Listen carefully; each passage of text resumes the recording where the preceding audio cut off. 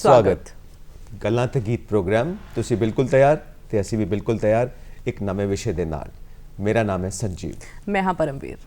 ਸੰਜੀਵ, ਜਦੋਂ ਘਰ ਦੇ ਵਿੱਚ ਬੱਚਾ ਜਨਮ ਲੈਂਦਾ ਹੈ ਨਾ ਤੇ ਬਹੁਤ ਖੁਸ਼ੀ ਹੁੰਦੀ ਹੈ। ਹਰ ਘਰ ਦੇ ਵਿੱਚ ਖੁਸ਼ੀਆਂ ਮਨਾਈਆਂ ਜਾਂਦੀਆਂ ਜੀ। ਕਹਿੰਦੇ ਜਿਹੜੇ ਘਰ ਦੇ ਵਿੱਚ ਬੱਚਾ ਹੁੰਦਾ ਹੈ ਨਾ, ਇੱਕ ਰੌਣਕ ਹੁੰਦੀ ਹੈ। ਜਿਸ ਘਰ ਦੇ ਵਿੱਚ ਬੱਚਾ ਨਹੀਂ ਹੈ ਉਹ ਘਰ ਸੁੰਨਾ ਹੁੰਦਾ ਹੈ। ਤੇ ਕਈ ਵਾਰ ਕੀ ਹੁੰਦਾ ਹੈ ਕਿ ਅਸੀਂ ਰੱਬ ਤੋਂ ਹਮੇਸ਼ਾ ਮੁੰਡਾ ਮੰਗਦੇ ਹਾਂ, ਪਰ ਜਿਹੜੇ ਘਰ ਦੇ ਵਿੱਚ ਮੁੰਡੇ ਹੋਣ ਉਹ ਹਮੇਸ਼ਾ ਕੁੜੀ ਮੰਗਦੇ ਆ। ਪਰ ਅਸੀਂ ਇਹ ਨਹੀਂ ਮੰਗਦੇ ਕਿ ਜਿਹੜਾ ਵੀ ਜੀ ਆਵੇ ਉਹ ਸਵਸਥ ਆਵੇ, ਰਾਜੀ ਖੁਸ਼ੀ ਆਵੇ। ਬਿਲਕੁਲ ਜੀ, ਤੰਦਰੁਸਤ ਬੱਚਾ ਹੋਵੇ, ਨੇਕ ਹੋਵੇ, ਚੰਗੇ ਗੁਣਾਂ ਵਾਲਾ ਹੋਵੇ, ਮਾਂ-ਬਾਪ ਦਾ ਨਾਂ ਉੱਚਾ ਕਰਨ ਵਾਲਾ ਹੋਵੇ, ਰੋਸ਼ਨ ਕਰਨ ਵਾਲਾ ਹੋਵੇ, ਸਮਾਜ ਵਾਸਤੇ, ਦੇਸ਼ ਵਾਸਤੇ ਕੰਮ ਕਰਨ ਵਾਲਾ ਹੋਵੇ, ਇੱਕ ਨੇਕ ਰੂਹ ਆਵੇ, ਇੱਕ ਤੰਦਰੁਸਤ ਬੱਚਾ ਹੋਵੇ। ਪਰ ਕਈ ਵਾਰ ਕੁਦਰਤ ਦਾ ਪਾਣਾ, ਅਸੀਂ ਕੁਝ ਨਹੀਂ ਕਹਿ ਸਕਦੇ ਰੱਬ ਦੇ ਰੰਗਾਂ ਦੇ ਬਾਰੇ। ਕਈ ਵਾਰ ਕੁਝ ਬੱਚੇ ਐਸੇ ਪੈਦਾ ਹੁੰਦੇ ਨੇ ਜੋ ਅਸੀਂ ਕਹਿੰਦੇ ਹਾਂ ਕਿ ਨਾਰਮਲ ਨਹੀਂ ਹੈਗੇ, ਔਰ ਉਹਨਾਂ ਵਿੱਚ ਕਈ ਹੁੰਦੇ ਨੇ ਜੋ ਮਾਨਸਿਕ ਰੂਪ ਦੇ ਵਿੱਚ, ਬੌਧਿਕ ਰੂਪ ਦੇ ਵਿੱਚ ਵਿਕਲਾਂਗਤਾ ਦਾ ਸ਼ਿਕਾਰ ਹੁੰਦੇ ਨੇ। ਔਰ ਐਸੇ ਬੱਚੇ ਜਦੋਂ ਦੁਨੀਆ 'ਤੇ ਆ ਜਾਣ ਤਾਂ ਕੀ ਚੈਲੰਜਿਸ, ਕੀ ਚੁਣੌਤੀਆਂ ਹੁੰਦੀਆਂ ਨੇ ਮਾਂ-ਬਾਪ ਦੇ ਲਈ, ਉਹਨਾਂ ਦੇ ਅਧਿਆਪਕ ਸਾਹਿਬਾਨ ਦੇ ਲਈ, ਉਹ ਸਮਾਜ ਦੇ ਲਈ, ਉਹਨਾਂ ਬਾਰੇ ਅੱਜ ਅਸੀਂ ਗੱਲਬਾਤ ਕਰਾਂਗੇ ਜੀ। ਸੋ ਸਟੂਡੀਓਜ਼ ਦੇ ਵਿੱਚ ਮੌਜੂਦ ਨੇ ਸ਼੍ਰੀ ਅਮਰਜੀਤ ਸਿੰਘ ਆਨੰਦ ਜੀ, ਸਮਾਜ ਸੇਵਕ ਨੇ, expert, state advisory board SSWCD Punjab, president down syndrome association Punjab. ਸਵਾਗਤ ਕਰਦੇ ਹਾਂ। ਸਵਾਗਤ ਕਰਦੇ ਹਾਂ ਜੀ। ਡਾਊਨ ਸਿੰਡਰੋਮ ਅੱਜ ਦਾ ਜਿਹੜਾ ਵਿਸ਼ਾ ਹੈ ਉਹਦੇ ਤੇ ਅਸੀਂ ਗੱਲਬਾਤ ਕਰਾਂਗੇ, ਪਰ ਪਹਿਲਾਂ ਤੁਹਾਡੇ ਤੋਂ ਜਾਣਨਾ ਚਾਹਾਂਗੇ ਕਿ ਇਹ ਬੌਧਿਕ ਵਿਕਲਾਂਗਤਾ ਨੂੰ ਤੁਸੀਂ ਕਿੱਦਾਂ ਵੇਖਦੇ ਹੋ? ਡਿਸੇਬਿਲਟੀ, ਵਿਕਲਾਂਗਤਾ, ਦਿਵਿਆਂਗਜਨ ਜਿਹੜਾ ਨਵਾਂ ਨਾਂ ਦਿੱਤਾ ਗਿਆ ਹੈਗਾ ਜੀ, ਇਹ ਕ੍ਰੋਸ ਡਿਸੇਬਿਲਟੀ ਦੇਖੀਏ ਤੇ ਕਾਫੀ ਕਿਸਮ ਦੀਆਂ ਇਸ ਵੇਲੇ ਨੋਟੀਫਾਈ ਹੋਈਆਂ ਹਨ। 21 ਕਿਸਮ ਦੀਆਂ ਡਿਸੇਬਿਲਟੀਜ਼ ਭਾਰਤ ਸਰਕਾਰ ਨੇ ਨੋਟੀਫਾਈ ਕੀਤੀਆਂ। ਔਰ ਇੰਟੈਲੈਕਚੁਅਲ ਡਿਸੇਬਿਲਟੀ, ਬੌਧਿਕ ਵਿਕਲਾਂਗਤਾ ਵਿੱਚ ਸਾਡੇ ਕੋਲ ਨੈਸ਼ਨਲ ਟਰਸਟ ਐਕਟ ਹੈਗਾ, ਜਿਹਦੇ ਤਹਿਤ ਸਾਡੇ ਡਾਊਨ ਸਿੰਡਰੋਮ ਬੱਚਿਆਂ ਜਿਨ੍ਹਾਂ ਦੀ ਤੁਸੀਂ ਅੱਜ ਵਿਸ਼ੇ 'ਤੇ ਅੱਜ ਚਰਚਾ ਕਰ ਰਹੇ ਸੀ ਜੀ, ਉਹ CP ਬੱਚੇ, ਸੈਰੇਬਰਲ ਪੈਲਸੀ ਬੱਚੇ, ਆਟਿਸਟਿਕ ਬੱਚੇ ਜੀ, ਮਲਟੀਪਲ ਡਿਸੇਬਿਲਟੀ ਵਾਲੇ ਬੱਚੇ ਇਹ ਆਉਂਦੇ ਹਨ। ਜਿੱਥੇ ਡਾਊਨ ਸਿੰਡਰੋਮ ਦੀ ਗੱਲ ਕਰਨੀ ਹੈ ਜੀ, ਡਾਊਨ ਸਿੰਡਰੋਮ, ਮੇਰੇ ਆਪਣੀ ਬੇਟੀ ਡਾਊਨ ਸਿੰਡਰੋਮ ਹੈਗੀ। ਇੱਕ ਵਾਰੀ ਜਿਸ ਵੇਲੇ ਬੱਚਾ ਪੈਦਾ ਹੁੰਦਾ ਹੈਗਾ, ਜਨਮ ਲੈਂਦਾ ਹੈਗਾ ਜੀ, ਤੇ ਮਾਪਿਆਂ ਦੇ ਪੈਰਾਂ ਤਲੋਂ ਜ਼ਮੀਨ ਖਿਸਕ ਜਾਂਦੀ ਹੈ ਕਿ ਇਹ ਕੀ ਪਾਣਾ ਵਰਤ ਗਿਆ, ਮੇਰੇ ਨਾਲ ਹੀ ਕਿਉਂ। ਔਰ ਇੱਕ ਬਹੁਤ ਵੱਡਾ ਚੈਲੰਜ ਹੈ ਜੀ, ਜਿਹਨੂੰ ਈਜ਼ੀਲੀ ਯੰਗ ਪੈਰੈਂਟਸ ਨਹੀਂ ਐਕਸੈਪਟ ਕਰ ਪਾਉਂਦੇ। ਔਰ ਉੱਥੋਂ ਇੱਕ ਵਾਰਨੁਮਾ ਇੱਕ ਯੁੱਧ ਸਾਡਾ ਔਰ ਬੱਚੇ ਦੇ ਵਿੱਚ ਅਸੀਂ ਲੜਦੇ ਹਾਂ ਜੀ। ਔਰ ਉਸੇ ਤੇ ਅੱਗੇ ਆਪਾਂ ਹੁਣ ਗੱਲ ਚਲਾਵਾਂਗੇ। ਜਦੋਂ ਅਸੀਂ ਬੁੱਧੀ ਦਾ ਵਿਕਾਸ ਇਸ ਵਿਸ਼ੇ ਉੱਤੇ ਗੱਲ ਕਰਦੇ ਹਾਂ ਤਾਂ ਹਰ ਇੱਕ ਇਨਸਾਨ ਚਾਹੁੰਦਾ ਹੈ ਕਿ ਉਹਦੇ ਬੱਚੇ ਦੀ ਬੁੱਧੀ ਬਹੁਤ ਤੇਜ਼ ਹੋਵੇ, ਬਹੁਤ ਹੋਣਹਾਰ ਹੋਵੇ, ਜ਼ਹੀਨ ਹੋਵੇ।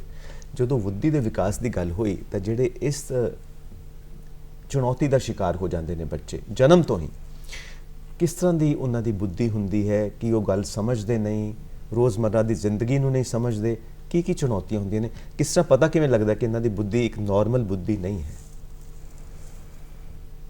ਦੇਖੋ, ਇਹ ਮੈਡੀਕਲ ਚੈਲੰਜ ਹੈ ਇੱਕ ਤਰੀਕੇ ਦਾ ਜੀ। ਔਰ ਅਗਰ ਉਹਨੂੰ ਪ੍ਰੋਪਰ ਅਸੀਂ ਟ੍ਰੇਨਿੰਗ ਦਈਏ ਤੇ ਸਾਡੇ ਬੱਚਿਆਂ ਨੇ ਬਹੁਤ ਸਾਰੀਆਂ ਉਪਲਬਧੀਆਂ ਵੀ ਹਾਸਲ ਕੀਤੀਆਂ। ਅਸੀਂ ਅੱਗੇ ਇਸ ਦੇ ਵਿਸ਼ੇ 'ਤੇ ਗੱਲ ਕਰਾਂਗੇ ਜੀ। ਖਾਲੀ ਸ਼ੁਰੂਆਤੀ ਦੌਰ 'ਤੇ ਅਰਲੀ ਇੰਟਰਵੈਂਸ਼ਨ ਜਿਹਨੂੰ ਕਹਿੰਦੇ ਆ, ਉਹਦੇ ਉੱਤੇ ਕੰਮ ਕਰਨ ਦੀ ਲੋੜ ਹੁੰਦੀ ਹੈ ਤਾਂ ਕਿ ਬੱਚੇ ਦੀ ਬੁੱਧੀ ਦਾ ਵੀ ਵਿਕਾਸ ਅੱਛੀ ਤਰ੍ਹਾਂ ਹੋ ਸਕੇ, ਬੱਚਾ ਸਮਝ ਸਕੇ ਗੱਲ, ਬੱਚਾ ਤੁਹਾਨੂੰ ਰਿਸਪੌਂਡ ਕਰ ਸਕੇ, ਆਪਣੀ ਤੁਹਾਡੀ ਗੱਲ ਸੁਣੀ ਦਾ ਉਹਦਾ ਰਿਸਪੌਂਡ ਕਰ ਸਕੇ। ਇਹਦੇ ਉੱਤੇ ਹਰ ਡਿਸਟ੍ਰਿਕਟ ਲੈਵਲ 'ਤੇ ਹਰ ਸਿਵਲ ਹਸਪਤਾਲ ਵਿੱਚ ਇੱਕ ਅਰਲੀ ਇੰਟਰਵੈਂਸ਼ਨ ਸੈਂਟਰ ਦੀ ਹੋਣਾ ਬਹੁਤ ਜ਼ਰੂਰੀ ਹੈ ਜੀ। ਸਾਡੇ ਪੰਜਾਬ ਵਿੱਚ ਅਜੇ ਟੋਟਲ 5 ਅਰਲੀ ਇੰਟਰਵੈਂਸ਼ਨ ਸੈਂਟਰ ਹਨ ਜੀ। ਸਾਡੀ ਸਰਕਾਰ ਅੱਗੇ ਦਰਖਾਸਤ ਹੈਗੀ ਹੈ, ਅਸੀਂ ਵਰਕ ਕਰ ਰਹੇ ਹਾਂ ਇਸ ਉੱਤੇ ਕਿ ਜਲਦੀ ਤੋਂ ਜਲਦੀ ਇਹ ਸੈਂਟਰ ਸਾਡੇ ਪੂਰੇ ਕੀਤੇ ਜਾਣ। ਜੀ, ਬਾਕੀ ਬੱਚਿਆਂ ਨਾਲੋਂ ਅਲੱਗ ਇਹ ਬੱਚੇ ਜਿਹੜੇ ਆ, ਤੁਸੀਂ ਦੱਸਿਆ ਕਿ ਉਹਨਾਂ ਦਾ ਜਿਹੜਾ ਬੌਧਿਕ ਵਿਕਾਸ ਜਲਦੀ ਨਹੀਂ ਹੁੰਦਾ, ਹੋਰ ਕਿਹੜੇ ਜਿਹੜੇ ਆ ਲੱਛਣ ਆ ਜਿਨ੍ਹਾਂ ਤੋਂ ਪਤਾ ਲਗਾਇਆ ਜਾਂਦਾ ਹੈ ਕਿ ਇਹ ਬੱਚਾ ਜਿਹੜਾ ਹੈ ਡਾਊਨ ਸਿੰਡਰੋਮ ਦਾ ਸ਼ਿਕਾਰ ਹੈ? ਇਹ ਬੱਚੇ ਪਰਮਾਤਮਾ ਦੀ ਐਸੀ ਕੁਦਰਤ ਹੈਗੀ ਜੀ ਕਿ ਇਹ ਬਹੁਤ ਪਿਆਰੇ ਹੁੰਦੇ। ਤੁਸੀਂ ਇਹਨਾਂ ਦੀ ਰਿਜ਼ੈਂਬਲੈਂਸ ਦੇਖੋ, ਬੱਚੇ ਇੱਕ ਜੇ ਸਾਰੇ, ਭਾਵੇਂ ਉਹ ਸਾਊਥ ਅਫਰੀਕਾ ਦੇ ਬੱਚੇ ਹੋਣ, ਯੂਰੋਪੀਅਨ ਕੰਟਰੀਜ਼ ਦੇ ਬੱਚੇ ਹੋਣ, ਸਾਡੇ ਏਸ਼ੀਅਨ ਕੰਟਰੀਜ਼ ਵਿੱਚ ਬੱਚੇ ਹੋਣ, ਜੀ ਰਿਜ਼ੈਂਬਲੈਂਸ ਸਾਰਿਆਂ ਬੱਚਿਆਂ ਦੀ ਇੱਕ ਜਿਹੀ ਨਜ਼ਰ ਆਏਗੀ, ਇੱਕੋ ਜਿਹੀ ਦਿੱਖ ਹੈ। ਹਾਂ, ਤੁਸੀਂ ਕਹੋਗੇ ਬੱਚਾ ਮੈਂ ਮਿਲਿਆ ਹੋਇਆ, ਅੱਛਾ ਜੀ, ਇਹ ਬੱਚਾ ਮੈਂ ਦੇਖਿਆ ਹੋਇਆ। ਕਿਸ ਤਰ੍ਹਾਂ ਤੁਸੀਂ ਇਹਨੂੰ ਐਕਸਪਲੇਨ ਕਰਨਾ ਚਾਹੋਗੇ? ਕਿਸ ਤਰ੍ਹਾਂ ਦੇ ਉਹਨਾਂ ਦੇ ਜਿਹੜੇ ਫੀਚਰਸ ਹੈਗੇ, ਜੀ ਜਿਹੜੇ ਫੀਚਰਸ ਹੈਗੇ, ਨੈਣ ਨਕਸ਼ ਜੀ, ਇਹ ਬਹੁਤ ਰਿਜ਼ੈਂਬਲ ਕਰਦੇ ਇੱਕ ਦੂਜੇ ਤੋਂ, ਔਰ ਕੁਆਲਿਟੀਜ਼ ਵੀ ਇਹਨਾਂ ਦੀਆਂ ਬਹੁਤ ਰਿਜ਼ੈਂਬਲ ਕਰਦੀਆਂ। ਇਹ ਪਿਆਰ, ਖੁਸ਼ ਰਹਿਣੇ, ਜੀ, smiling faces, music loving, dance loving, ਮਤਲਬ ਹਰ ਚੀਜ਼ ਜਿਸ ਤੇ ਤੁਹਾਨੂੰ ਵੀ ਖੁਸ਼ੀ ਮਿਲੇਗੀ ਉਹਨਾਂ ਨੂੰ ਵੀ ਖੁਸ਼ੀ ਮਿਲਦੀ ਹੈ। ਦਿਲ ਸਾਫ਼ ਹੁੰਦਾ ਮਤਲਬ। ਹਾਂ, ਹਾਂਜੀ। ਸੋ ਜਦੋਂ ਹੀ ਬੱਚੇ ਜਨਮ ਲੈ ਚੁੱਕੇ ਨੇ, ਇੱਕ ਇਹਦੇ 'ਚ ਖਾਸ ਪੁਆਇੰਟ ਆਉਂਦਾ ਹੈ ਕਿ ਮਾਂ-ਬਾਪ ਪਹਿਲਾਂ ਤੋਂ ਹੀ ਸਤਰਕ ਰਹਿਣ, ਤਾਂ ਕੀ ਮਾਂ-ਬਾਪ ਨੂੰ ਕਿਸੇ ਤਰ੍ਹਾਂ ਦੇ ਕੋਈ ਮੈਡੀਕਲ ਟੈਸਟ ਕਰਵਾਉਣੇ ਚਾਹੀਦੇ ਨੇ ਆਫਟਰ ਮੈਰਿਜ ਕਿ ਇਸ ਤਰ੍ਹਾਂ ਦੇ ਬੱਚੇ ਪੈਦਾ ਹੀ ਨਾ ਹੋਣ, ਇੱਦਾਂ ਦਾ ਕੋਈ ਚਾਂਸ ਹੀ ਨਾ ਬਣੇ? ਬਿਫੋਰ ਕਨਸੀਵਿੰਗ, ਮਤਲਬ ਬੱਚਾ ਪੈਦਾ ਕਰਨ ਤੋਂ ਪਹਿਲਾਂ ਉਹਨਾਂ ਨੂੰ ਟੈਸਟ ਕਰਨੇ ਚਾਹੀਦੇ ਨੇ ਡਾਕਟਰ ਕੋਲ ਜਾ ਕੇ? ਇਹ ਜੈਨੇਟਿਕ ਡਿਸਆਰਡਰ ਹੈ ਜੀ। ਜੈਨੇਟਿਕ ਡਿਸਆਰਡਰ ਦਾ ਰੀਜ਼ਨਸ ਹੈਗੇ ਕਿ ਮੀਆਂ ਬੀਬੀ ਦੋਨੋਂ ਕਲੋਜ਼ ਰਿਲੇਸ਼ਨਸ ਵਿੱਚ ਨਾ ਹੋਣ, ਰਿਸ਼ਤੇਦਾਰੀ 'ਚ ਵਿਆਹ ਨਹੀਂ ਹੋਣਾ ਚਾਹੀਦਾ, ਰਿਸ਼ਤੇਦਾਰੀ 'ਚ ਨਾ ਹੋਣ, ਜੀ, ਕਜ਼ਨ, ਫਸਟ ਕਜ਼ਨ ਜਿਸ ਤਰ੍ਹਾਂ ਕਹਿ ਦਿੰਦੇ ਹਾਂ ਅਸੀਂ, ਇਸ ਤਰ੍ਹਾਂ ਦੀ ਰਿਲੇਸ਼ਨਸ਼ਿਪ ਨਹੀਂ ਹੋਣੀ ਚਾਹੀਦੀ। ਜੀ, age difference of husband and wife should not be too big. ਜੀ, ਉਮਰ ਦਾ ਜ਼ਿਆਦਾ ਫਰਕ ਵਕਫਾ ਨਹੀਂ ਹੋਣਾ ਚਾਹੀਦਾ। ਜੀ, ਹਾਂ, ਮਤਲਬ ਉਹ ਇੱਕ ਇਹ ਰੀਜ਼ਨਸ ਹੈਗੇ। ਔਰ ਜਿਸ ਵੇਲੇ ਮਦਰ ਕਨਸੀਵ ਕਰਦੀ ਹੈ, ਜਦੋਂ ਉਹਦੇ ਟੈਸਟ ਹੁੰਦੇ ਹੈ, ਔਰ they have the right to get it tested ਕਿ ਕੋਈ ਕ੍ਰੋਮੋਜ਼ੋਮ ਡਿਸਆਰਡਰ ਤੇ ਨਹੀਂ ਹੈਗਾ। ਅਗਰ ਪਤਾ ਲੱਗ ਜਾਂਦਾ ਹੈਗਾ ਤੇ ਫਿਰ ਪੈਰੈਂਟਸ ਉਸੇ ਹਿਸਾਬ ਨਾਲ ਆਪਣੀ ਤਿਆਰੀ ਕਰ ਲੈਂਦੇ ਹੈਗੇ ਕਿ ਇਹ ਚੈਲੰਜ ਸਾਨੂੰ ਆਉਣਾ ਹੈਗਾ, ਅਸੀਂ ਇਸ ਚੈਲੰਜ ਨੂੰ ਫੇਸ ਕਰਨਾ ਹੈਗਾ। ਜੀ, ਮੈਂਟਲੀ ਪ੍ਰੀਪੇਅਰ ਹੋ ਜਾਂਦੇ। ਹੋਰ ਕਿਹੜੇ ਕਾਰਨ ਸਮਝਦੇ ਹੋ ਤੁਸੀਂ ਜਿਹੜੇ ਬੱਚੇ ਇਸ ਤਰ੍ਹਾਂ ਪੈਦਾ ਹੁੰਦੇ ਆ? ਕਿ ਉਮਰ ਦਾ ਫਰਕ ਤੇ ਤੁਸੀਂ ਦੱਸਿਆ। ਦੇਖੋ, ਪੈਰੈਂਟਸ ਪ੍ਰੈਗਨੈਂਸੀ ਦੇ ਵੇਲੇ ਮਦਰਸ ਐਲਕੋਹਲ, ਡਰੱਗਸ, ਮੈਡੀਕੇਸ਼ਨਸ, ਐਪੀਲੈਪਸੀ ਦੇ ਕਈ ਮਦਰਸ ਹੁੰਦੀਆਂ ਹੈਗੀਆਂ, ਹਾਂਜੀ, ਉਹਨਾਂ ਨੂੰ ਬਹੁਤ ਕੌਸ਼ੀਅਸ ਹੋਣ ਦੀ ਜ਼ਰੂਰਤ ਹੈਗੀ ਹੈ। ਔਰ ਉਹ ਆਪਣੀ ਪ੍ਰੈਗਨੈਂਸੀ, ਤਾਂ ਕਿ ਇਸ ਤਰ੍ਹਾਂ ਦਾ ਬੱਚਾ, ਉਹ ਡਾਕਟਰਸ ਪਹਿਲੇ ਹੀ ਅਵੇਅਰ ਕਰਾ ਦਿੰਦੇ ਹੈਗੇ ਟੈਸਟ ਵਿੱਚ ਕਿ ਹਾਂ ਤੁਹਾਡਾ ਬੱਚਾ ਜੈਨੇਟਿਕ ਡਿਸਆਰਡਰ ਵਿੱਚ ਹੈਗਾ। ਕਿਤੇ ਨਾ ਕਿਤੇ ਅੱਜ ਕੱਲ੍ਹ ਦੀ ਜੇ ਦੇਖਿਆ ਜਾਵੇ ਭੱਜ ਦੌੜ ਦੀ ਜ਼ਿੰਦਗੀ ਦੇ ਵਿੱਚ ਹਰ ਇਨਸਾਨ ਜਿਹੜਾ ਡਿਪਰੈਸ਼ਨ ਤੇ ਸਟ੍ਰੈਸ ਦਾ ਸ਼ਿਕਾਰ ਹੈ, ਇਹ ਵੀ ਕਾਰਨ ਸਮਝਦੇ ਹੋ? ਨਹੀਂ ਜੀ, ਨਹੀਂ। ਰੀਜ਼ਨਸ ਜਿਹੜੀਆਂ ਜੈਨੇਟਿਕ ਡਿਸਆਰਡਰਸ ਦੀਆਂ ਹੈਗੀਆਂ, ਉਹ ਮਤਲਬ ਸਟ੍ਰੈਸ ਔਰ ਇਹਦੇ ਉੱਤੇ ਨਹੀਂ ਡਿਪੈਂਡ ਕਰਦੇ। ਹਾਂਜੀ, ਡਾਊਨ ਸਿੰਡਰੋਮ ਦਾ ਹੁਣ ਆਪਾਂ ਬੱਚਾ ਲੈਂਦੇ ਹਾਂ, ਉਹਦੇ ਉੱਤੇ ਗੱਲ ਕਰਾਂਗੇ। ਅਸੀਂ ਇਹ ਕਿਹਾ ਕਿ ਇਹ ਬੁੱਧੀ ਦੀ ਵਿਕਲਾਂਗਤਾ ਹੈ, ਯਾਨੀ ਕਿ ਬੁੱਧੀ ਦਾ ਵਿਕਾਸ ਨਹੀਂ ਹੁੰਦਾ ਜੋ ਨਾਰਮਲ ਬੱਚੇ ਦਾ ਹੋਣਾ ਚਾਹੀਦਾ ਹੈ। ਸੋ ਇਹਦੀ ਬੁੱਧੀ ਨੂੰ ਲੈ ਕੇ ਅਸੀਂ ਗੱਲ ਕਰੀਏ ਤਾਂ ਮੰਨ ਲਓ 10 ਸਾਲ ਦਾ ਬੱਚਾ ਹੈ ਤਾਂ ਉਹਦੀ ਬੁੱਧੀ ਕਿ 1 ਸਾਲ ਦੇ ਬੱਚੇ ਜਿੰਨੀ ਹੁੰਦੀ ਹੈ, ਇੰਨਾ ਗੈਪ ਰੱਖਿਆ ਜਾਵੇ ਕਿ ਬੁੱਧੀ ਵਿਕਾਸ ਨਹੀਂ ਹੋ ਰਿਹਾ? ਨਹੀਂ, ਇਸ ਤਰ੍ਹਾਂ ਨਹੀਂ ਹੈ। ਇਹ ਕਿਸ ਤਰ੍ਹਾਂ ਮਾਪਿਆ ਜਾਏਗਾ? ਹਾਂ, ਮਤਲਬ IQ ਜਿਹੜਾ ਲੈਵਲ ਹੈ ਜੀ, ਯੂਜ਼ਲੀ ਸਾਡੇ ਜਿਹੜੇ ਡਾਊਨ ਸਿੰਡਰੋਮ ਬੱਚੇ ਹੈਗੇ, ਇਹ 50+ ਵਾਲੇ ਦੇ ਬੱਚੇ ਹੁੰਦੇ ਹੈਗੇ। ਬਹੁਤ IQ ਇਹਨਾਂ ਦੀ ਅੱਛੀ IQ ਆ ਜਾਂਦੀ ਹੈਗੀ। 50+ ਮਤਲਬ IQ ਜਿਹੜਾ ਹੈਗਾ ਲੈਵਲ ਜਿਹੜਾ ਹੈਗਾ, ਅਗਰ ਨਾਰਮਲ ਬੱਚੇ ਦਾ IQ 100 ਹੈ ਤੇ ਇਹ 50+ ਵਿੱਚੋਂ ਚਲੇ ਜਾਂਦੇ। ਠੀਕ, ਓਕੇ। ਹਾਂ, ਸੋ IQ ਅਗਰ ਅੱਛਾ ਹੈ ਬੱਚੇ ਦਾ, ਯੂਜ਼ਲੀ ਸਾਡੇ ਬੱਚਿਆਂ ਦੇ IQ ਅੱਛੇ ਹੁੰਦੇ ਹਨ ਜੀ। ਔਰ ਬਹੁਤ ਅਗਰ ਇਟ ਡਿਪੈਂਡਸ ਕਿ ਅਸੀਂ ਉਹਨਾਂ ਨੂੰ ਸਪੈਸ਼ਲ ਐਜੂਕੇਟਰ ਪ੍ਰੋਵਾਈਡ ਕਰੀਏ, ਸਾਈਕੋਲੋਜੀਕਲੀ ਉਹਨਾਂ ਨੂੰ ਤਿਆਰ ਕਰੀਏ, ਥੈਰੇਪੀਜ਼ ਉਹਨਾਂ ਨੂੰ ਪ੍ਰੋਪਰ ਦਈਏ। ਸਪੀਚ ਦੀ ਬੱਚਿਆਂ ਦਾ ਇਸ਼ੂ ਹੁੰਦਾ ਹੈਗਾ, ਸਪੀਚ ਦੇ ਵਾਸਤੇ ਸਾਨੂੰ ਵਰਕਆਊਟ ਸ਼ੁਰੂ ਤੋਂ ਕਰਨਾ ਪਏਗਾ, ਐਕਸਰਸਾਈਜ਼ ਹੈਗੀਆਂ ਸਪੀਚ ਵਾਸਤੇ, ਉਹ ਸਾਨੂੰ ਕੈਰੀ ਫਾਰਵਰਡ ਕਰਨੀਆਂ ਪੈਣਗੀਆਂ ਤਾਂ ਕਿ ਬੱਚੇ ਦੀ ਸਪੀਚ ਕਲੀਅਰ ਹੋ ਜਾਏ, ਬੱਚਾ ਤੁਹਾਡੀ ਗੱਲ ਨੂੰ ਰਿਸਪੌਂਡ ਕਰਦਿਆਂ ਤੁਹਾਨੂੰ ਜਵਾਬ ਦੇ ਸਕੇ ਜਾਂ ਆਪਣਾ ਫੀਲਿੰਗਸ ਤੁਹਾਨੂੰ ਜ਼ਾਹਿਰ ਕਰ ਸਕੇ। ਮਤਲਬ ਇਹ ਹੈ ਕਿ ਦਵਾਈਆਂ ਦੇ ਨਾਲ ਜਾਂ ਕੋਈ ਆਪਰੇਸ਼ਨ ਦੇ ਨਾਲ, ਕਿਸੇ ਟ੍ਰੀਟਮੈਂਟ ਦੇ ਨਾਲ ਇਹ ਠੀਕ ਨਹੀਂ ਹੋ ਸਕਦਾ। ਮਤਲਬ ਇਹ ਸਾਰੀ ਜ਼ਿੰਦਗੀ ਇਸ ਹਾਲਤ ਨੂੰ ਅਸੀਂ ਹੋਰ ਬਿਹਤਰ ਬਣਾ ਸਕਦੇ, ਬਿਹਤਰ ਤੋਂ ਬਿਹਤਰ ਬਣਾ ਸਕਦੇ ਜੀ। ਪਰ ਮੈਡੀਕਲ ਇਸ਼ੂਜ਼ ਜਿਹੜੀ ਆਉਂਦੀਆਂ ਹੈਗੀਆਂ ਜੀ ਜੀ, ਜਿਸ ਵੇਲੇ ਸਾਡੇ ਬੱਚਿਆਂ ਦੇ ਹਾਰਟ ਅਲਾਈਨਮੈਂਟਸ, ਹਾਰਟਸ ਦੀਆਂ ਬਹੁਤ ਸਾਰੇ ਇਸ਼ੂਜ਼ ਆਉਂਦੇ ਹੈਗੇ। ਸਾਡੇ ਬੱਚਿਆਂ ਦੇ ਥਾਇਰਾਇਡ ਬਹੁਤ ਜ਼ਿਆਦਾ ਸੀਵੀਅਰ ਤੱਕ ਚਲੇ ਜਾਂਦੇ ਹੈਗੇ। ਅੱਛਾ, ਹਾਂਜੀ ਜੀ।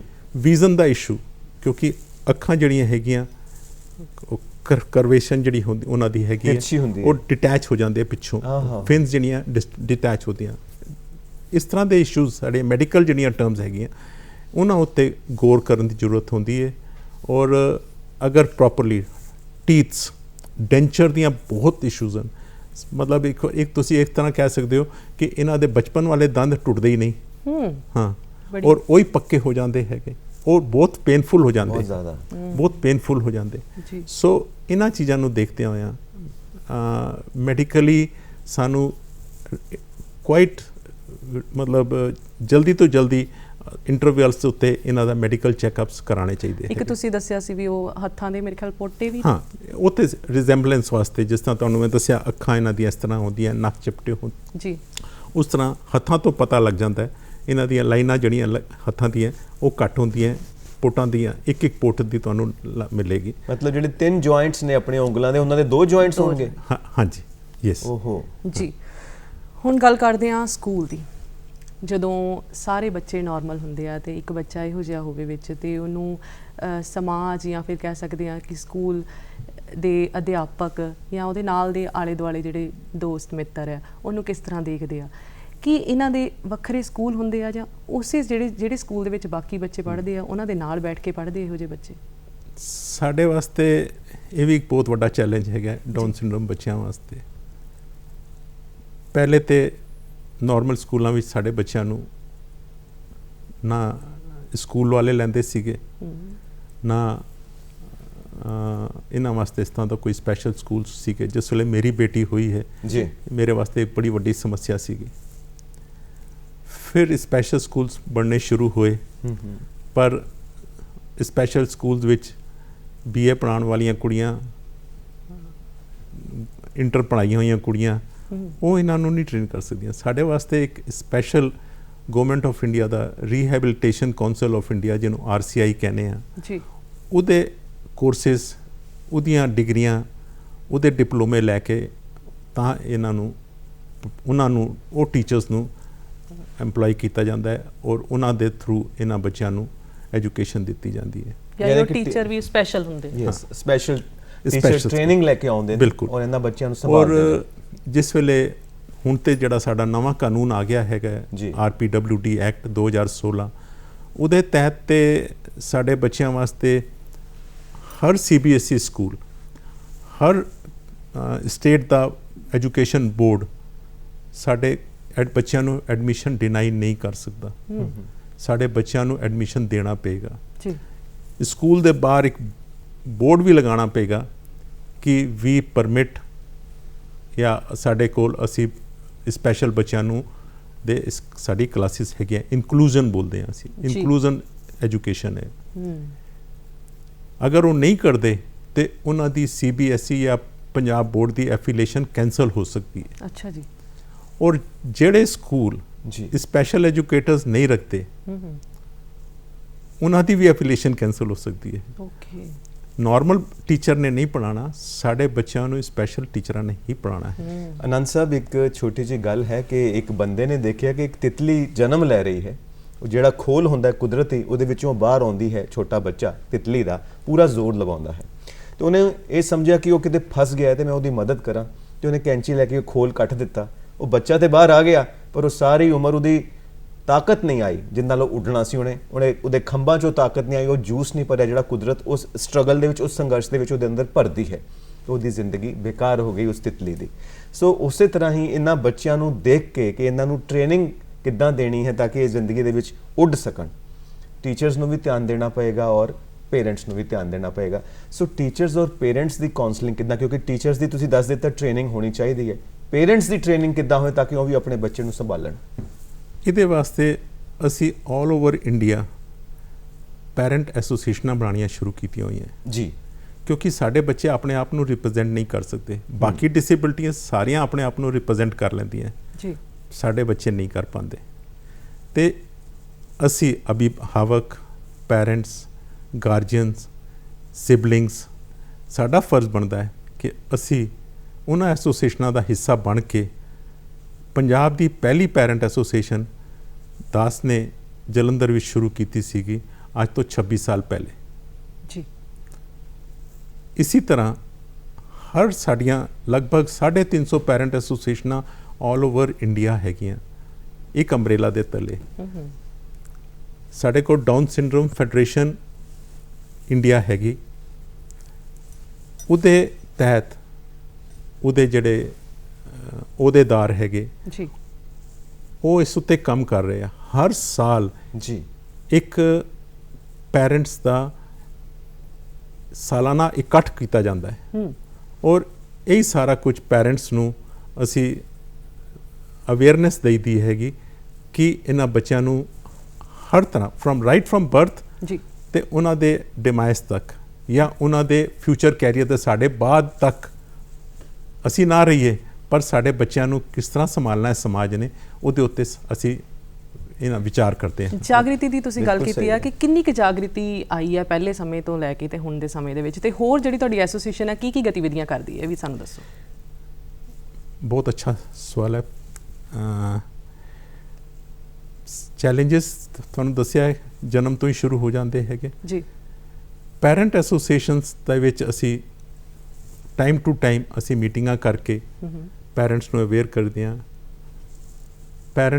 ਹਰ ਪੈਰੈਂਟਸ ਨੂੰ ਆਪਣੀਆਂ ਆਪਣੀਆਂ ਜੀਵਨ ਦੀਆਂ ਬਹੁਤ ਸਾਰੀਆਂ ਮੁਸ਼ਕਲਾਂ ਵੀ ਹੈਗੀਆਂ ਜੀ, ਜਿਨ੍ਹਾਂ ਕਰਕੇ ਉਹ ਆਪਣੀ ਗ੍ਰਸਤੀ ਦੇਖੇ ਜਾਂ ਇੱਕ ਬੱਚੇ ਤੇ ਪੂਰਾ ਫੋਕਸ ਕਰੇ।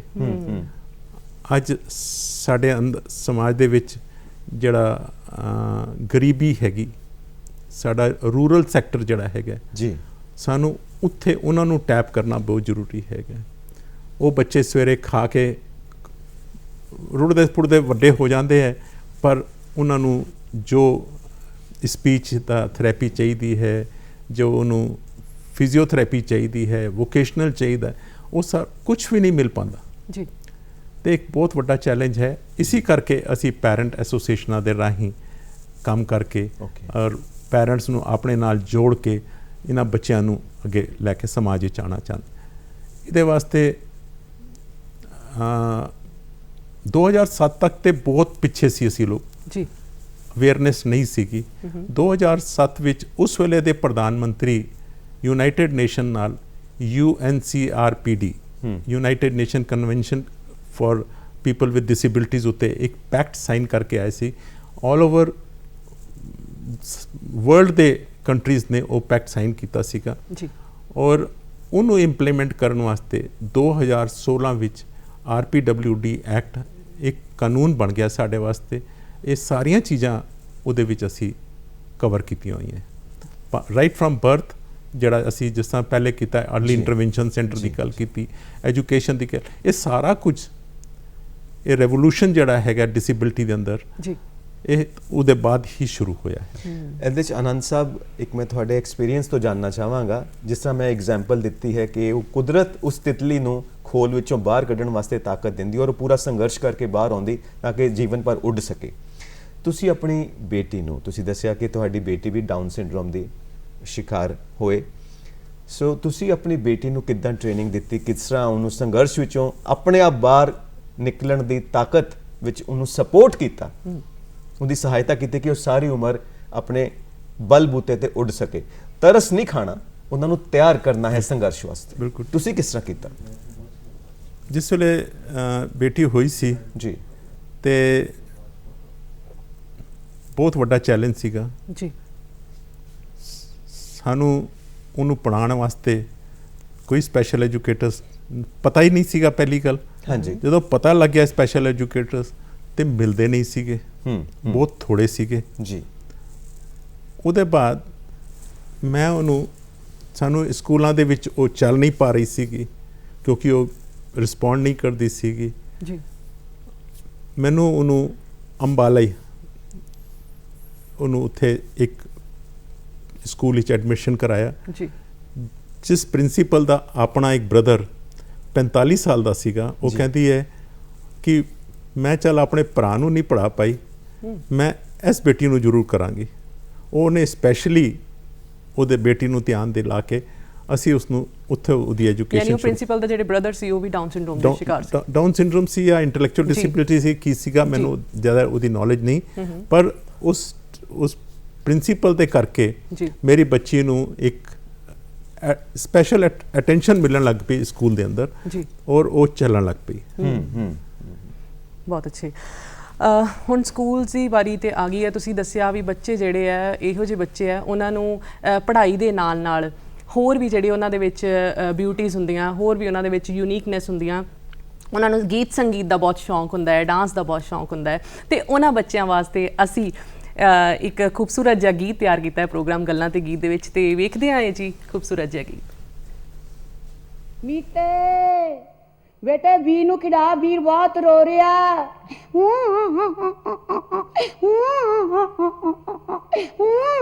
ਬੇਟੇ ਜਲਦੀ ਕਰ, ਤੇਰੇ ਪਾਪਾ ਨੇ ਮੈਨੂੰ ਰੋਟੀ ਬਣਾਣੀ ਆ। ਮੰਮੀ ਮੈਂ ਆਣੀ ਆ। ਆਏ ਮੈਂ ਮਾਚਾ, ਮੇਰੇ ਸੋਨੇ ਵੀਰੇ ਨੂੰ ਕੀ ਹੋ ਗਿਆ? ਓ ਹੋ ਮਿਆਉ। ਓਏ ਮਾਨੋ ਬਿੱਲੀ ਆ ਗਈ, ਸੌਂ ਜਾ। Sonja bapua, malo bili ayya. Sonja bapua, malo bili ayya. Luki chatu luki, jabe na itte ruke. Mar per chanta chedte na koi tanta. Ay, luki chatu luki, jabe na itte ruke. Mar per chanta chedte na koi tanta. Apane bhi ondeni chor chopalaiya. Mane tunju mumua, maro billi ayya. Sonja bapua, maro billi ayya. गोल गोल चिट्टी है अंधिया सांडिठी, करे म्याऊ म्याऊ है मुंटी बड़ी मिट्टी। ओहो गोल गोल चिट्टी है अंधिया सांडिठी, करे म्याऊ म्याऊ है मुंटी बड़ी मिट्टी। मियाँ मिट्टू इत्ते कारी चांदे चितराइया। संजो बबुआ मानो बिल्ली आइया।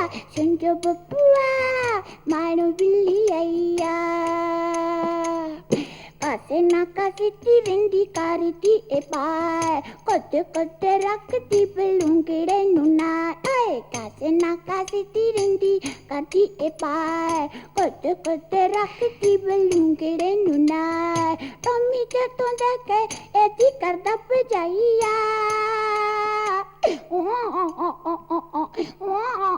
हाय मैं माचा, मेरे वीरे नू भुख लगी हुई आ। दुध पीना? ਮੰਮੀ ਬੱਬੂ ਨੂੰ ਦੁੱਧੂ ਦੇ ਦੇ। ਬੇਟੇ ਮੈਂ ਹੁਣੇ ਪਿਆ ਕੇ ਹਟੀਆਂ ਜੇ। ਤਾਂ ਫਿਰ ਸੌਂ ਜਾ ਬੱਬੂਆ, ਮਾਣੋ ਬਿੱਲੀ ਆਈ ਆ। ਸੌਂ ਜਾ ਬੱਬੂਆ। ਜੀ ਤੁਸੀਂ ਦੇਖ ਰਹੇ ਹੋ ਪ੍ਰੋਗਰਾਮ ਗੱਲਾਂ ਤੇ ਗੀਤ। ਅੱਜ ਅਸੀਂ ਗੱਲ ਕਰ ਰਹੇ ਹਾਂ ਬੌਧਿਕ ਵਿਕਲਾਂਗਤਾ ਉੱਤੇ ਔਰ ਸਪੈਸ਼ਲ ਸਬਜੈਕਟ ਸਾਡਾ ਹੈ ਡਾਊਨ ਸਿੰਡਰੋਮ। ਸ਼੍ਰੀ ਅਮਰਜੀਤ ਸਿੰਘ ਆਨੰਦ ਹੋਰੀ ਜੋ ਸਮਾਜ ਸੇਵਕ ਨੇ, ਆਪਣੀ ਸੰਸਥਾ ਵੀ ਚਲਾ ਰਹੇ ਨੇ ਔਰ ਪੂਰੀ ਤਰ੍ਹਾਂ ਨਾਲ ਇਸ ਚੈਲੰਜ ਨੂੰ, ਇਸ ਚੁਣੌਤੀ ਨੂੰ ਲੈਂਦੇ ਹੋਏ ਲੋਕਾਂ ਦੀ ਮਦਦ ਵੀ ਕਰ ਰਹੇ ਨੇ। ਇੱਕ ਵਾਰੀ ਫਿਰ ਤੋਂ ਤੁਹਾਡਾ ਸਵਾਗਤ ਕਰਦੇ ਹਾਂ ਗੱਲਾਂ ਤੇ ਗੀਤ ਦੇ ਵਿੱਚ। ਜੀ ਸਕੂਲ ਤੱਕ ਦੀ ਆਪਾਂ ਗੱਲ ਕਰ ਲਈ ਸੀ, ਇਹਨਾਂ ਬੱਚਿਆਂ ਦੀ ਵੀ ਸਕੂਲ ਦੇ ਵਿੱਚ ਕਿਵੇਂ ਪੜ੍ਹਾਈ ਹੁੰਦੀ ਆ। ਉਸ ਤੋਂ ਬਾਅਦ ਸਕੂਲ ਤੋਂ ਬਾਅਦ ਜ਼ਰੂਰਤ ਹੈ ਰੁਜ਼ਗਾਰ ਪ੍ਰਾਪਤ ਕਰਨ ਦੀ, ਉਹਦੇ ਵਾਸਤੇ ਜ਼ਰੂਰਤ ਹੈ ਵੋਕੇਸ਼ਨਲ ਟ੍ਰੇਨਿੰਗ ਦੀ। ਕੀ ਇਹੋ ਜਿਹੀਆਂ ਸੰਸਥਾਵਾਂ ਵੀ ਹੈ ਜਿੱਥੇ ਇਹਨਾਂ ਬੱਚਿਆਂ ਨੂੰ ਵੋਕੇਸ਼ਨਲ ਟ੍ਰੇਨਿੰਗ ਦਿੱਤੀ ਜਾਂਦੀ ਹੈ? ਪਹਿਲੇ ਮੈਂ ਸਕੂਲ ਵਾਲੀ ਗੱਲ ਨੂੰ ਕੰਪਲੀਟ ਕਰਦੇ ਹਾਂ ਜੀ।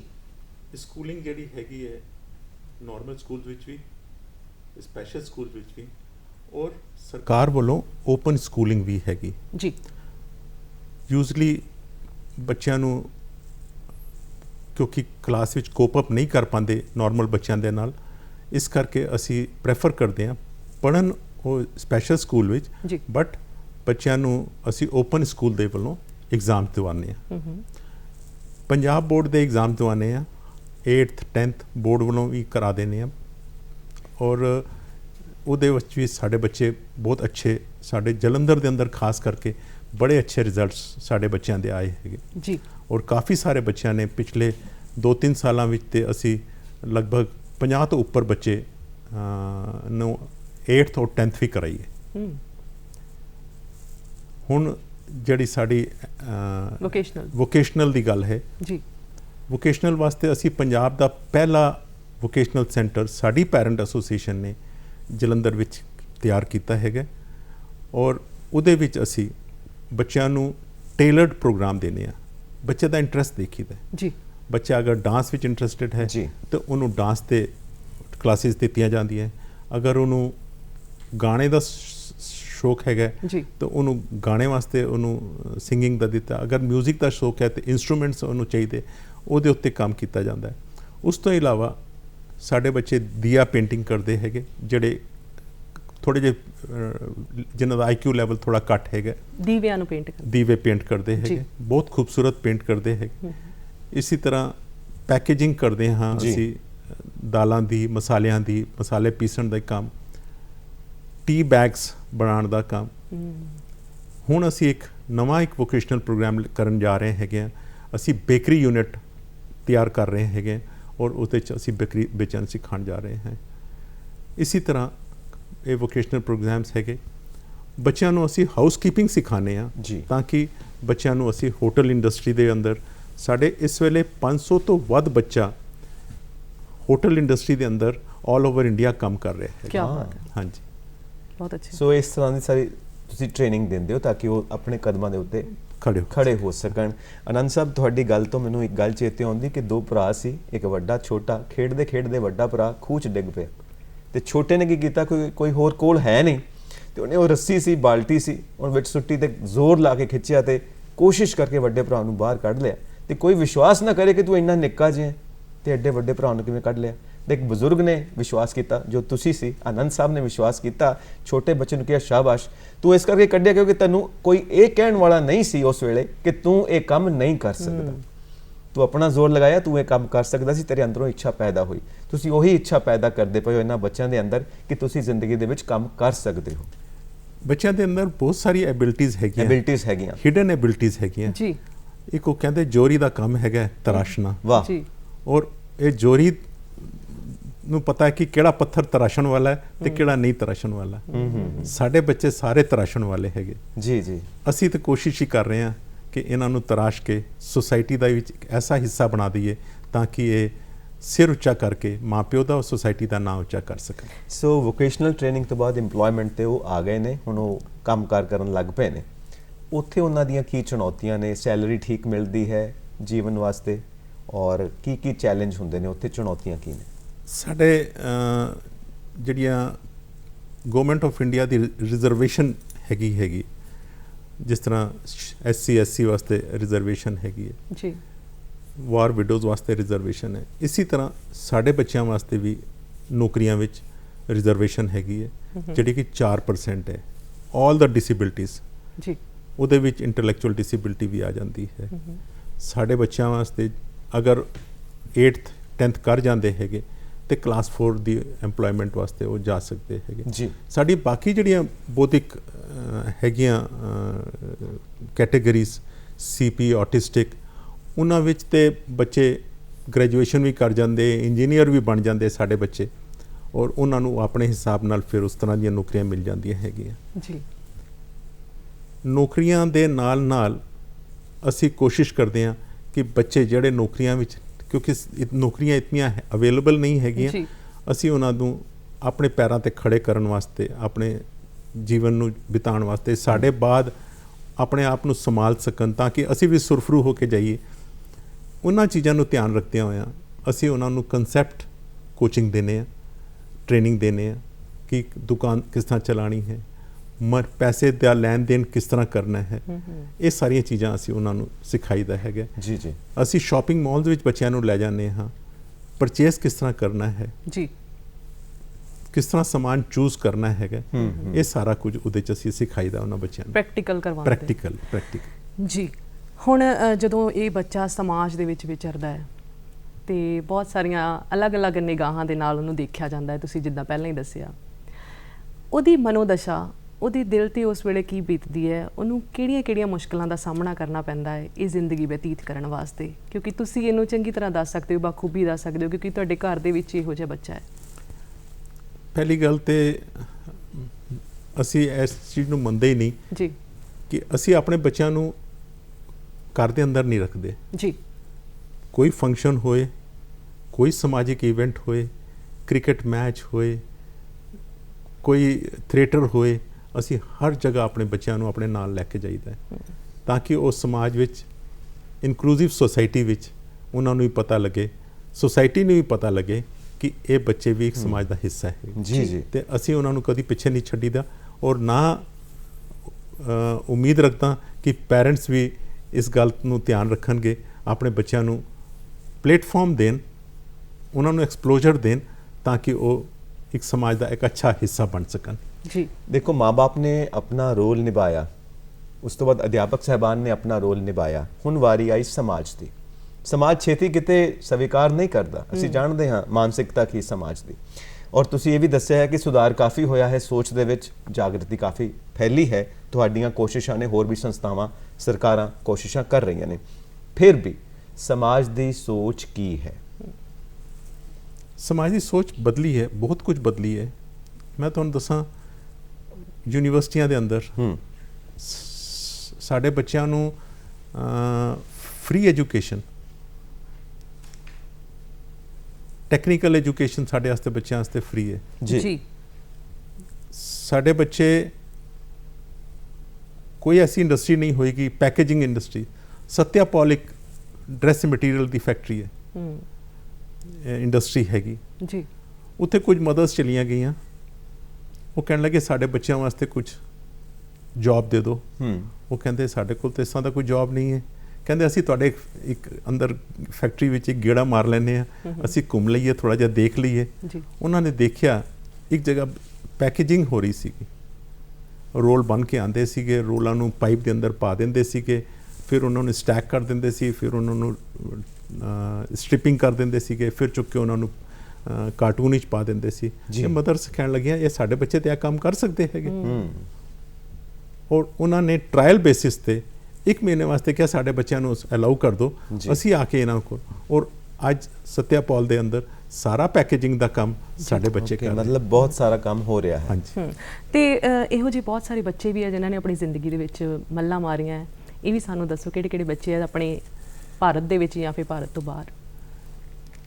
ਇੱਕ ਬੱਚਾ ਹੈਗਾ ਸੁਜੀਤ ਦੇਸਾਈ ਜੀ। US ਵਿੱਚ ਹੈ ਬੰਬੇ ਦੀ ਫੈਮਿਲੀ ਹੈ। ਡਾਕਟਰ ਸਿੰਦੂਰ ਦੇਸਾਈ ਦੀ ਉਹਦੀ ਮਦਰ ਹੈਗੀ,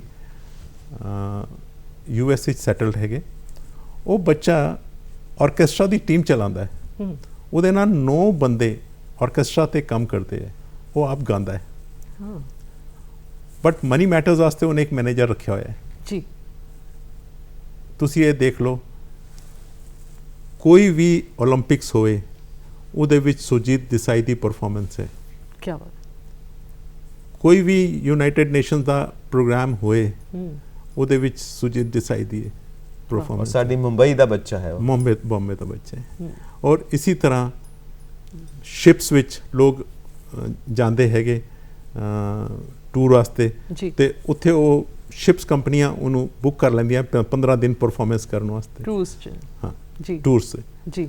ਬਹੁਤ ਸਾਰੇ ਇਸ ਤਰ੍ਹਾਂ ਦੇ ਹੈਗੇ। ਸਾਡੇ ਬੱਚੇ ਸਪੈਸ਼ਲ ਓਲੰਪਿਕਸ ਵਿੱਚ ਬਹੁਤ ਸਾਰੇ ਮੈਡਲਸ ਜਿੱਤ ਕੇ ਆਏ, ਭਾਵੇਂ ਐਥਲੀਟਸ ਹਨ, ਭਾਵੇਂ ਬੈਡਮਿੰਟਨ ਹੈ, ਭਾਵੇਂ ਕ੍ਰਿਕਟ ਹੈ, ਹਰ ਜਗ੍ਹਾ ਸਾਡੇ ਬੱਚੇ ਮਰਲਾ ਮਾਰ ਰਹੇ ਹੈਗੇ ਜੀ। ਔਰ ਆਨੰਦ ਸਾਹਿਬ, ਕੁਝ ਨਾਮ ਸਾਡੇ ਕੋਲ ਵੀ ਨੇ ਔਰ ਸੈਲੀਬ੍ਰਿਟੀ ਨੇ, ਮਤਲਬ ਸਟਾਰ ਬਣੇ ਹੋਏ ਨੇ। ਉਹਦੇ 'ਚੋਂ ਹੈ ਇੱਕ ਜੈਮੀ ਬਰਿਊਅਰ, ਯੂਨਾਈਟਿਡ ਸਟੇਟਸ ਦੀ ਲੜਕੀ ਹੈ, ਉਹ ਡਰੈਸ डिज़ाइनर भी है, हेयर स्टाइलिस्ट भी है, मॉडल भी है, एक्टर भी है। पब्लो पिनेडा, ਉਹ स्पेन ਦੇ एक्टर ने, ਔਰ ਇੱਕ ਹੈਗੇ ਕ੍ਰਿਸ ਬਰਕੇ, ਉਹ ਯੂਨਾਈਟਿਡ ਸਟੇਟਸ ਦੇ ਐਕਟਰ ਨੇ। ਯਾਨੀ ਕਿ ਹਰ ਗਵਰਨਮੈਂਟ, ਹਰ ਸਮਾਜ ਹੱਲਾਸ਼ੇਰੀ ਦੇ ਰਿਹਾ ਹੈ, ਉਹਨਾਂ ਦੇ ਗੁਣਾਂ ਨੂੰ ਪਛਾਣ ਕੇ ਉਹਨਾਂ ਨੂੰ ਅੱਗੇ ਲੈ ਕੇ ਆ ਰਿਹਾ ਹੈ, ਔਰ ਇਹਦੇ ਵਾਸਤੇ ਸਮਾਜ ਦੀ ਤਾਰੀਫ ਕਰਨੀ ਵੀ ਬਣਦੀ ਹੈ, ਉਹਨਾਂ ਸੰਸਥਾਵਾਂ ਦੀ, ਤੁਹਾਡੇ ਵਰਗੇ ਬਜ਼ੁਰਗਾਂ ਦੀ ਵੀ ਜੋ ਇਹਨਾਂ ਖੇਤਰਾਂ 'ਚ ਕੰਮ ਕਰ ਰਹੇ ਨੇ। ਜੀ ਗੱਲ ਕਰੀਏ ਇਹਨਾਂ ਦੇ ਹੁਣ ਆਪਣੀ ਪਰਸਨਲ ਲਾਈਫ ਦੀ, ਬੱਚੇ ਦੀ ਮੈਰਿਜ ਕਰਨੀ ਹੈ, ਸ਼ਾਦੀ ਕਰਨੀ ਹੈ, ਇਸ ਨੂੰ ਕਿਸ ਤਰ੍ਹਾਂ ਦੇਖਦੇ ਹੋ ਕਿ ਇਹਨਾਂ ਬੱਚਿਆਂ ਦੀ ਸ਼ਾਦੀ? ਇਹਨਾਂ ਬੱਚਿਆਂ ਨੂੰ ਵੀ ਪੂਰਾ ਹੱਕ ਹੈਗਾ ਜੀ ਕਿ ਇਹ ਆਪਣੀ ਲਾਈਫ ਆਪਣੀ ਗਰਲਫ੍ਰੈਂਡ ਬਣਾਏ, ਆਪਣਾ ਬॉयਫ੍ਰੈਂਡ ਬਣਾਉਣ, ਆਪਣੇ ਵਾਸਤੇ ਘੁੰਮਣ ਜਾਣ।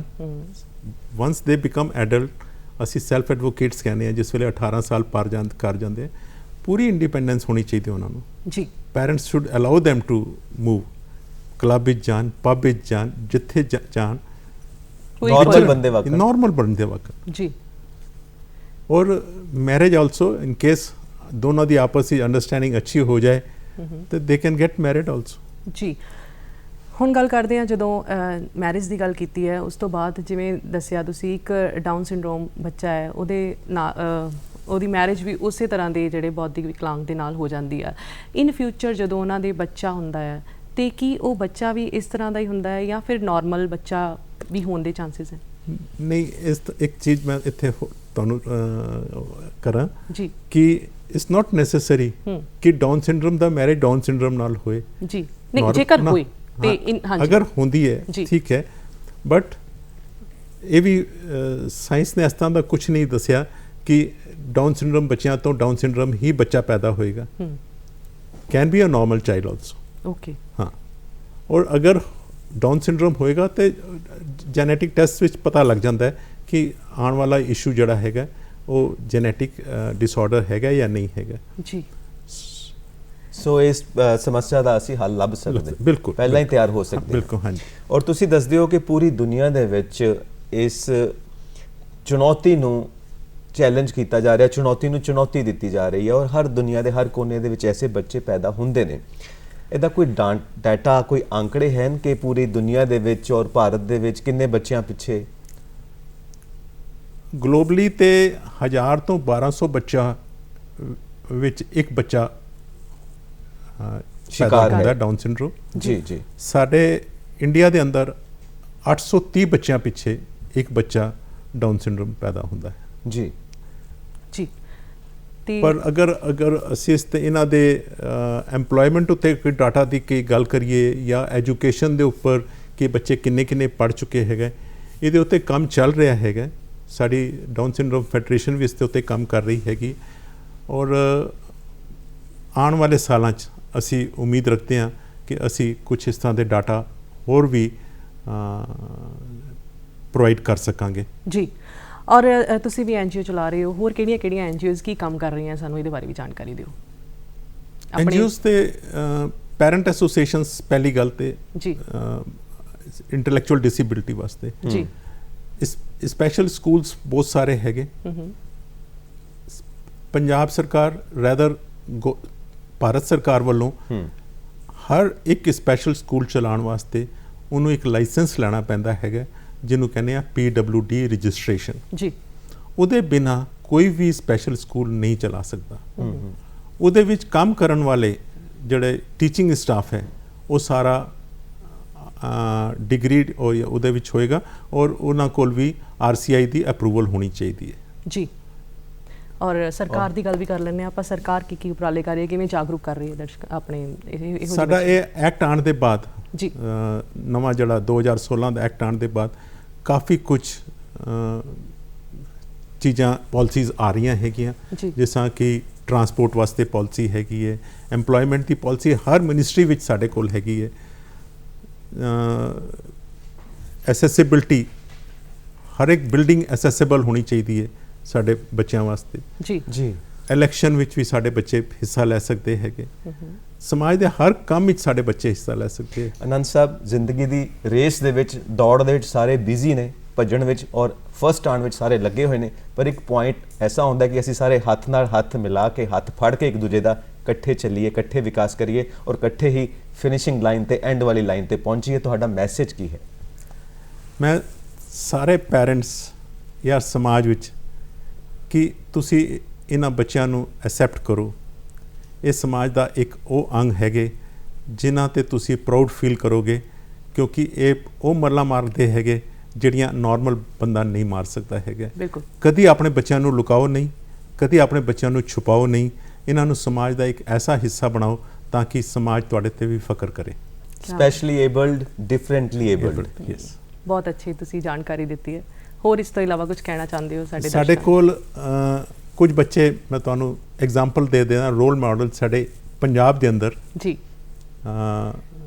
ਇੱਕ ਬੱਚਾ ਸਾਡਾ ਕੋਰਟ ਦੇ ਅੰਦਰ ਐਜ਼ ਅ ਪਿਊਨ ਲੱਗਾ ਹੋਇਆ ਹੈਗਾ ਜੀ। ਜਿਹਦੇ ਫਾਦਰ ਗੈਸਟਡ ਅਫਸਰ ਹੈਗੇ। ਆਪਾਂ ਤਸਵੀਰ ਦੇਖ ਰਹੇ ਹਾਂ ਹਾਂ, screen ਇਹ ਤੇ। ਬੱਚਾ, ਜੀ। ਇਹ ਬੱਚਾ ਜਲੰਧਰ ਦਾ ਬੱਚਾ ਕਿਆ ਹੈ, ਬਾਤ। ਮੇਰੇ ਸੈਂਟਰ ਦਾ ਬੱਚਾ ਹੈ ਔਰ ਇਹ ਅੱਜ ਇੰਡੀਆ ਦਾ ਪਹਿਲਾ ਬੱਚਾ ਹੈ ਜਿਹੜਾ ਜੁਡੀਸ਼ਰੀ ਵਿੱਚ ਜੌਬ ਕਰ ਰਿਹਾ ਹੈ। ਵਾਹ, ਬਹੁਤ ਖੂਬ। ਦੂਸਰਾ ਬੱਚਾ ਡਾਂਸ ਵਿੱਚ ਨੈਸ਼ਨਲ ਲੈਵਲ ਤੱਕ ਮੱਲਾ ਮਾਰ ਕੇ ਆਇਆ ਹੈਗਾ ਜੀ। ਔਰ ਇਸੇ ਤਰ੍ਹਾਂ ਇਹ ਬੱਚਾ ਹੈਗਾ ਜਿਹਨੇ ਕਰੋਕ ਵਿਸ਼ਵਾਸ, ਇਹ ਚੇਨਈ ਦਾ ਬੱਚਾ ਹੈਗਾ ਜੀ। ਇਹਨੇ ਕਲਚਰ ਔਰ ਆਰਟ ਵਿੱਚ ਵਰਲਡ ਰਿਕਾਰਡ ਤੋੜਿਆ ਹੈਗਾ। ਵਾਹ। ਔਰ ਰਾਸ਼ਟਰਪਤੀ ਨੇ ਔਰ ਪ੍ਰਾਈਮ ਮਿਨਿਸਟਰ ਨੇ ਪਿਛਲੀ 26 ਜਨਵਰੀ ਨੂੰ ਇਹਨੂੰ ਆਨਰ ਕੀਤਾ ਹੈਗਾ। ਬਹੁਤ ਖੂਬ। ਇਸੇ ਤਰ੍ਹਾਂ ਇਹ ਬੱਚੀ, ਇਹ ਮੇਰੀ ਬੱਚੀ ਹੈ। ਕੀ ਬਾਤ ਹੈ, ਬਹੁਤ ਖੂਬ। ਇਹਨੂੰ ਡਾਂਸ ਦਾ, ਕੈਟ ਵਾਕ ਦਾ, ਫੈਂਸੀ ਡਰੈਸ ਦਾ ਬਹੁਤ ਸ਼ੌਕ ਹੈ ਔਰ ਸਪੈਸ਼ਲ ਓਲੰਪਿਕਸ ਦੇ ਪ੍ਰੋਗਰਾਮਾਂ ਵਿੱਚ ਇਹਨੇ ਬਹੁਤ ਸਾਰੇ ਮੈਡਲ ਜਿੱਤੇ ਹੈਗੇ ਜੀ। ਇਹ ਬੱਚਾ ਡਾਂਸ ਦਾ, ਇਹ ਨੈਸ਼ਨਲ ਲੈਵਲ ਤੱਕ ਬੱਚੇ ਨੇ, ਜਲੰਧਰ ਦਾ ਹੀ ਬੱਚਾ ਹੈਗਾ ਔਰ ਇਹਨੇ ਇਸ ਤਰ੍ਹਾਂ ਬਹੁਤ ਸਾਰੀਆਂ ਮਰਲਾਂ ਮਾਰੀਆਂ ਹੈਗੀਆਂ। ਸਾਡੇ ਕੋਲ ਬਹੁਤ ਸਾਰੇ ਇਸ ਤਰ੍ਹਾਂ ਦੇ ਉਦਾਹਰਣ ਹੈਗੇ ਕਿ ਅਸੀਂ ਇਹਨਾਂ ਬੱਚਿਆਂ ਨੂੰ ਇੱਕ ਹੋਰ ਦੇਖੋ, ਅਸੀਂ ਦੇਖ ਰਹੇ ਹਾਂ ਬਹੁਤ ਅੱਛਾ ਨ੍ਰਿਤਯ ਦਾ ਇਹ ਰਸ਼ਮੀ ਸਾਹੂ ਜੀ, ਇਹ ਉੜੀਸਾ ਦੀ ਬੱਚੀ ਹੈ। ਕਲਾਸਿਕ ਵਿੱਚ ਕਲਾਸਿਕ ਕੋਈ ਮੁਕਾਬਲਾ ਨਹੀਂ ਇਸ ਬੱਚੀ ਦਾ। ਵਾਹ ਵਾਹ, ਬਹੁਤ ਅੱਛੇ। ਮਤਲਬ ਇਹੋ ਜਿਹੀਆਂ ਬਹੁਤ ਸਾਰੀਆਂ ਉਦਾਹਰਨਾਂ ਸਾਡੇ ਸਾਹਮਣੇ ਆ। ਅਸੀਂ ਵਾਕਈ ਇਹ ਕਹਿ ਸਕਦੇ ਹਾਂ ਕਿ ਇਹ ਬੱਚੇ ਡਾਊਨ ਸਿੰਡਰੋਮ ਨਹੀਂ ਬਲਕਿ ਸਪੈਸ਼ਲ ਬੱਚੇ ਨੇ। ਤੁਸੀਂ ਸਾਡੇ ਸਟੂਡੀਓ ਦੇ ਵਿੱਚ ਆਏ, ਬਹੁਤ ਸਾਰੀ ਜਾਣਕਾਰੀ ਹਾਸਿਲ ਅਸੀਂ ਕੀਤੀ ਤੁਹਾਡੇ ਤੇ। ਉਮੀਦ ਕਰਦੇ ਸਾਡੇ ਦਰਸ਼ਕਾਂ ਨੇ ਵੀ ਬਹੁਤ ਸਾਰੇ ਜਾਗ੍ਰਿਤੀ ਹਾਸਿਲ ਕੀਤੀ ਹੋਗੀ। ਤੁਸੀਂ ਸਾਡੇ ਸਟੂਡੀਓ 'ਚ ਆਏ, ਤੁਹਾਡਾ ਬਹੁਤ ਬਹੁਤ ਸ਼ੁਕਰੀਆ।